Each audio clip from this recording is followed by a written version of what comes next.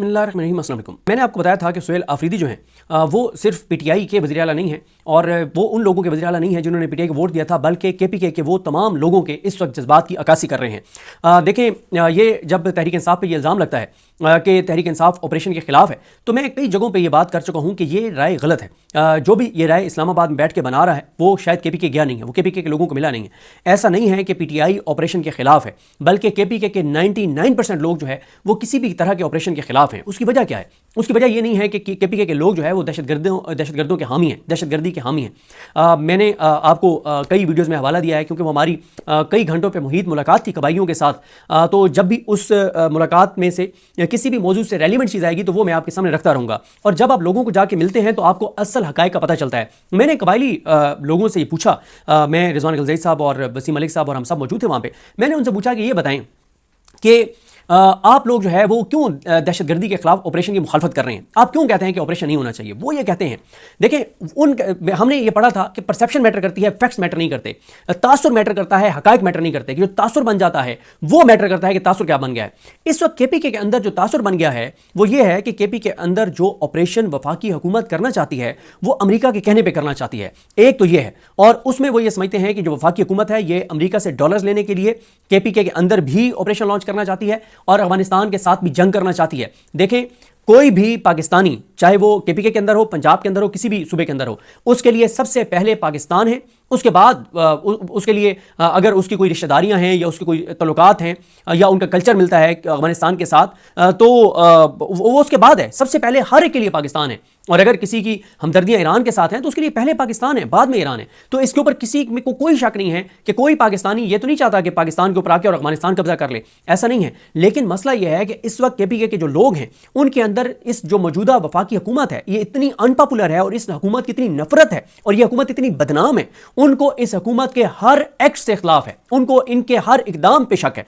उनको ये लगता है कि हुकूमत वहां पे जो ऑपरेशन लॉन्च करना चाहती है, लॉन्च किया हुआ है, जो कर रही है वो अमेरिका के कहने पे कर रही है। और वो इसलिए कर रही है कि वहां से ये मिनरल्स निकालना चाहते हैं और केपीके के लोग निकाले नहीं दे रहे। तो ये वहां पे ऑपरेशन के नाम पे लोगों को वहां से निकाल के और आईडीपीज उनको बना देंगे और लोगों को वहां से निकाल के और उसके बाद ये मिनरल्स निकालेंगे। अब ये तासुर है, हो सकता है ये तासुर 100% गलत हो, लेकिन अब यह तासुर बन चुका है।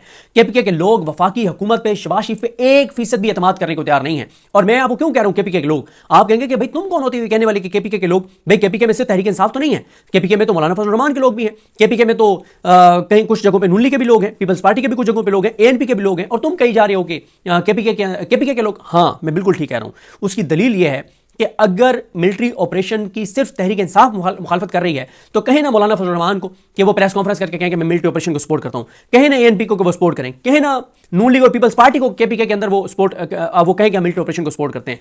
जो अपोजिशन लीडर हैं केपीके असेंबली के अंदर वो तो नून लीग के इबाद साहब है। इबाद साहब को कहें ना कि प्रेस कॉन्फ्रेंस करके कहें कि मैं मिलिट्री ऑपरेशन को सपोर्ट करता हूं। जो मखसूस नशिस्तें अदालत के जरिए justice Aminuddin Khan, justice Mohammad Ali Mazhar, justice Jamal Khan Mandokhail, justice Naeem Akhtar Afghan, justice Aamir Farooq, justice Shahid Bilal Hassan, justice Musarrat Hilali, justice Hashim Kakar, justice Ali Baqar Najafi, Aamir Farooq, इन सारों के जरिए जो मखसूस नशिस्तें पीटीआई के हक की मौलाना फजल रहमान, नून लीग, पीपल्स पार्टी, एएनपी में तकसीम करवाई गई केपीके के अंदर, वो जो मखसूस नशिस्तों वाले एमपीएस हैं उन्होंने हल्कों में तो नहीं जाना ना। उनको कहें कि एक प्रेस कॉन्फ्रेंस करने के मिलिट्री ऑपरेशन के साथ हैं, उनको कहें एक ट्वीट एक कर दें कि हम मिलिट्री ऑपरेशन के साथ हैं, ऐसा नहीं है। यह तासुर गलत है कि पीटीआई ऑपरेशन के खिलाफ है, नहीं, केपीके के लोग ऑपरेशन के खिलाफ हैं। और उनके अंदर यह बहुत सख्त एक ओपिनियन पाई जाती है कि केपीके के अंदर जो ऑपरेशन है वो अमेरिका की खुशनुदी के लिए किया जा रहा है, मिनरल्स निकालने के लिए किया जा रहा है, और पाकिस्तान अगर अफगानिस्तान के साथ लड़ रहा है तो वो भी अमेरिका की इमाम पे लड़ रहा है। यह परसेप्शन है। मैं बार बार कह रहा हूं, हो सकता है यह परसेप्शन 100% गलत हो, लेकिन अब यह परसेप्शन बन चुकी है और इस परसेप्शन को कौन चेंज कर सकता है? एक ही शख्स है, और जिसका नाम है कैदी नंबर 804 इमरान खान। लोग उसकी बात पे एतमाद करते हैं। अच्छा, एक तो यह बात है। दूसरी बात यह है कि जब मैं ये कह रहा हूं कि केपीके के लोग जो है वो इस ऑपरेशन के खिलाफ है, तो मैंने उन कबाइलियों से एक सवाल किया। मैंने कहा ये बताएं कि आप क्यों ये कहते हैं कि इन दहशतगर्दों से जो है वो बातचीत की जाए? क्या आप हामी हैं? आप हमदर्दी रखते हैं दहशतगर्दों की? उन्होंने मुझे कहा कि एक बात बताएं, हम जिन इलाकों में रह रहे हैं, हमारे बच्चे जहां पे रह रहे हैं, हमारी फैमिली जहां पे रह रही हैं, हमारी खवातीन जहां पे रह रही हैं, हमें दहशतगर्दी का क्या फायदा है? अगर हम आप लोग ये अगर कहते हैं कि हम जब बात करते हैं दहशतगर्दों से बातचीत की तो इसका मतलब है कि हम दहशतगर्दों को सपोर्ट कर रहे हैं। उन्होंने कहा कि दहशतगर्दी से हमारी जिंदगियां डिस्टर्ब होती हैं, हमारे बच्चों की तालीम डिस्टर्ब होती है, हमारे कारोबार डिस्टर्ब होते हैं। उन्होंने कहा कि टूरिज्म डिस्टर्ब होता है, टूरिज्म जो है वो हमारा मेन सोर्स ऑफ इनकम है। तो उन्होंने कहा कि हमें तो नुकसान ही नुकसान है दहशतगर्दी का, हम कैसे दहशतगर्दों के हामी हो सकते हैं, हम कैसे दहशतगर्दी को सपोर्ट कर सकते हैं। हमें भुगतना पड़ता है, भुगत तो हम रहे हैं, आप लोग कहां भुगत रहे हैं, भुगत तो हम लोग रहे हैं। यहां पे जब भी कर्फ्यू लगता है हम लोग डिस्टर्ब होते हैं, हमारी फैमिली डिस्टर्ब होती है, तो हम क्यों दहशतगर्दों के हामी होंगे। वो ये कहते हैं कि हमारा सिर्फ इख्तिलाफ जो है वो तरीकाकार पे है कि आप यहां की पुलिस को ये इख्तियार दें, यहां के लोगों को ऑन बोर्ड लें, यहां के लोगों के साथ मिलकर आप चलेंगे तो यहां पे दहशतगर्दी का खात्मा हो जाएगा। वो कहते हैं कि अगर आप यहां के लोगों को ऑन बोर्ड लिए बगैर ऑपरेशन करेंगे तो ऑपरेशन नाकाम होगा। और देखें सवात का जो ऑपरेशन है जिसमें हमें शीरीज़ादा भाई ने, जब इमरान रियाज खान साहब वहां पे रह रहे थे और हम वहां पे जाते थे और शीरीज़ादा भाई ने हमें वो पूरा इलाका फिराया और बताया, तो शीरीज़ादा भाई जो है उन्होंने यही बताया था कि जो सवात का ऑपरेशन या उस इलाके में जितने ऑपरेशन जो कामयाब हुए थे ना, उसकी एक ही वजह थी कि मकामी लोग साथ थे, मकामी लोगों ने नाके लगाए, मकामी लोगों ने चौकियां बनाई, मकामी लोगों ने असला उठा के और वहां पे खड़े हो गए थे फौज के साथ, इसलिए वहां पे ऑपरेशन कामयाब हुए थे। तो लिहाजा वहां के लोग बिल्कुल दहशतगर्दी के खिलाफ हैं, दहशतगर्दों के खिलाफ हैं, लेकिन उनको तरीकाकार से खिलाफ है, वो ऑपरेशन नहीं। वो पहले चाहते हैं कि वहां के आप अमायदीन को, वहां के मिशरान को, वहां के जो मलिक हैं, वहां के जो सरदार हैं, वहां के जो बुजुर्ग हैं, उनको आप जो है वो ऑन बोर्ड लें। अब इस सारे में मामला क्या, अब जो सुहेल आफरीदी हैं वो आपको पता है कि वो मज़ाहमत के लिए आए हैं, वो लड़ाई के लिए आए, और वो लड़ाई में उतरने से पहले, वो वफाक से और इस्लामाबाद से लड़ाई से पहले वो अपने लोगों में जा रहे हैं। आज छुट्टी के दिन उन्होंने दो इकदाम किए हैं। पहला यह है कि उन्होंने एक जिरगा बुला लिया है, और दूसरा यह है कि उन्होंने कल जो है वो केपीके असेंबली का इजलास स्पीकर बाबर सलीम सवाती साहब के साथ मिले हैं, और उसके बाद कल 2 बजे जो है वो केपीके असेंबली का इजलास बुला लिया गया। इसकी वजूहत मैं बताता हूं, पहले ये देख लें कि उन्होंने ये ट्वीट किया है सुहेल आफरीदी साहब ने। वो कहते हैं कि अपनी जिंदगी और मुस्तकबिल का फैसला सूबे के लोग खुद करेंगे, किसी को भी बंद कमरों के फैसलों को अवाम पर मुसल्लत करने की इजाजत नहीं दी जाएगी। बरोज हफ्ता 25 अक्टूबर जिला खैबर तहसील बाड़ा में तमाम सियासी वाबस्तगियों से बालातर होकर कबायली इमायदीन, मिशरान और नौजवानों का बड़ा अमन जिरगा मुनक्किद किया जाएगा। अब देखें, जिरगे तो कुछ अली मीन गंडापुर साहब ने भी किए थे, लेकिन उसके पीछे बदनीयती थी, उसके पीछे नेक नियति नहीं थी, क्योंकि उन्होंने जो जिरगे किए थे वो मिशरान को, वहां के बड़ों को ट्रैप करने के लिए, धोखा देने के लिए किया था। लेकिन सुहेल आफरीदी इस लम्हे तक, आगे वो क्या करते हैं वो अल्लाह की ज़ात बेहतर जानती है, इस लम्हे तक वो नेक नियति के साथ जिरगे बुला रहे हैं। और वो जिरगे क्यों बुला रहे हैं, जो लोग केपीके के नहीं हैं उनको मैं बता दूं कि वहां जिरगों की इंपॉर्टेंस यह है कि वहां पर बगैर किसी मजहब मसलक के, उसकी तफरीक के, और बगैर किसी सियासी वाबस्तगी के, और बगैर किसी और तफरीक और तकसीम के जब जिरगा बुलाया जाता है, और जिरगा जब एक फैसला कर देता है, मिशरान बड़े बैठकर फैसला कर देते हैं, तो फिर उस फैसले के तमाम लोग पाबंद होते हैं और सब लोग उस पर पहरा देते हैं। सुहेल आफरीदी करना यह चाहते हैं कि वो इस्लामाबाद की तरफ मार्च से पहले वो पहले अपने मकामी अमायदीन को, मिशरान को, बुजुर्गों को ऑन बोर्ड लेना चाहते हैं, और इस बार जो इस्लामाबाद की तरफ उनका मार्च होगा उसका जो एजेंडा होगा, उसका जो मुतालबा होगा, वो सिर्फ इमरान खान की रिहाई नहीं होगी, वो ऑपरेशन रुकवाना भी होगा, वो वहाँ के माइंस एंड मिनरल्स का तहफ़्फ़ुज़ भी होगा, वो केपीके के वसाइल की बात भी होगी, वो केपीके के लिए जो वफाक ने जो उनका हक देना है वो भी होगा, केपीके की पसमानदगी भी होगी, जो केपीके के साथ इम्तियाजी सलूक है वो भी होगा। इस बार बड़ा कंप्रीहेंसिव जो है वो एजेंडा होगा, और उसके लिए सुहेल आफरीदी अब अवाम में जा रहे हैं ताकि पहले वो अपने लोगों को अपने साथ मिलाएं, अपने लोगों को बताएं कि मैं जो लड़ाई लड़ रहा हूं वो आपकी लड़ाई लड़ रहा हूं। इस वक्त पूरा केपीके, चाहे उन्होंने वोट किसी भी जमात को दिए हों, वो सुहेल आफरीदी के पीछे इसलिए खड़े हैं कि उनको सुहेल आफरीदी की नज़र में अपनी आने वाली नस्लों का मफाद नजर आ रहा है, अमन नजर आ रहा है, उनको वो चीज़ें नजर आ रही हैं जो केपीके के लोग चाहते हैं। तो इसलिए उनको नजर ये आ रहा है कि 25 को उनको बड़ा भरपूर वेलकम मिलेगा कबायली इलाकों में, और वो जो कबायली इलाके के अमायदीन को बुला रहे हैं, जो लोगों को बुला रहे हैं, एक तो उनके सामने रखेंगे कि इमरान खान क्या चाहते हैं, उस पर उनसे डिस्कशन करेंगे, उनसे मशवरा करेंगे। वैसे ये ज़ाहिर है हमारा दीन भी ये कहता है कि आप मशवरा करें, आप सब लोगों को एतमाद मिले, वो लोगों को एतमाद मिलेंगे, जिरगे में अपना मौका पेश करेंगे, जिरगे वालों को सुनेंगे, और जब एक बार जिरगा फैसला कर देगा तो फिर वो लोग उस पर पहरा देंगे। और फिर जब सुहेल आफरीदी इस्लामाबाद के लिए निकलेंगे तो सिर्फ पीटीआई उनके साथ नहीं होगी, कबायली अमायदीन भी उनके साथ होंगे, कबाइल के लोग भी उनके साथ होंगे, केपीके के वो लोग भी उनके साथ होंगे जिन्होंने वोट पीटीआई को नहीं दिया था, और इसीलिए वो अवाम में उतर रहे हैं, इसलिए वो अवाम में जा रहे हैं, इसलिए वो अवाम को एतमाद में ले रहे हैं, ताकि कल को जब भी वो कोई स्टेप लें तो उस स्टेप में पूरे केपीके के लोग जो है वो उनके साथ ऑन बोर्ड हो। और दूसरा, वो वफाक के ऊपर दबाव बढ़ाना चाहते हैं, वो बताना चाहते हैं कि केपीके के लोग उनके साथ हैं, केपीके के सेंटिमेंट्स उनके साथ हैं, और वो जो बात कर रहे हैं वो किसी का एजेंडा नहीं है, वो इमरान खान का गलत मुतालबा नहीं है, बल्कि वो केपीके के लोगों का मुतालबा है। एक है कि इमरान खान एक बात कर रहे हैं कि ये मुज़ाकरात बातचीत होनी चाहिए, एक है कि जब सुहेल आफरीदी जिरगों में जाएंगे और तमाम कबायली अमायदीन और तमाम कौमें जब वो सारे कह देंगे कि जी मुज़ाकरात होने चाहिए, तो उसका मतलब यह कि इमरान खान जाती तौर पे बात नहीं कर रहे, बल्कि वो केपीके के लोगों की आवाज़ बयान कर रहे हैं, वो वहां के जिरगों की बात कर रहे हैं। और जिरगे जो है वो वहां के लोगों की का इज्तिमाई फैसला होता है। तो इसलिए ये बहुत इंपॉर्टेंट है। दूसरा, कल 2 बजे जो केपीके असेंबली है उसका इजलास तलब कर लिया गया है और 2 बजे ये इजलास होगा, सोमवार दिन 2 बजे इजलास होगा और इम्कान है कि उसमें सख्त तकरीरें होंगी। और सुहेल आफरीदी इस्लामाबाद की तरफ आने से पहले ना सिर्फ अवाम में जा रहे हैं बल्कि अब जब केपीके असेंबली का इजलास होगा उसमें तकरीरें होंगी, इमरान खान से उनकी मुलाकात का मुतालबा होगा, सख्त बातचीत होगी, केपीके के लोगों के जज्बात की अक्कासी होगी। तो ये बहुत इंपॉर्टेंट है। छुट्टी के दिन सुहेल आफरीदी के 2 इकदाम बहुत इंपॉर्टेंट हैं। और बाकी जो कुछ और चीज़ें हैं उसमें एक तो जो मुज़म्मिल असलम साहब हैं उन्होंने एक बात बताई है कि जो पंजाब से आटे की तरसील रोक दी गई है उससे केपीके में आटा जो है वो बहुत महंगा हो गया है, उसके लिए उन्होंने आवाज़ उठाई है। मुज़म्मिल असलम साहब कह रहे हैं कि इस वक्त पंजाब हुकूमत ने पूरे पाकिस्तान में गंदम की सप्लाई बंद की हुई है जिसकी वजह से केपीके में आटा 300 रुपये तक महंगा हुआ है। ये एक गैर आईनी अमल है जो पंजाब ने उठाया है। आर्टिकल 151 के तहत कोई सूबा आटे की तरसील नहीं रोक सकता। हमने ये मसला वफाक के सामने रखा जिस पर पंजाब की वज़ीर आला ने कहा कि हम तरसील नहीं रोकते तो हमारे यहाँ महंगाई होगी। हमने मौक़िफ़ उठाया कि आईनी तौर पर आप मुल्क के अंदर किसी चीज़ की तरसील नहीं रोक सकते।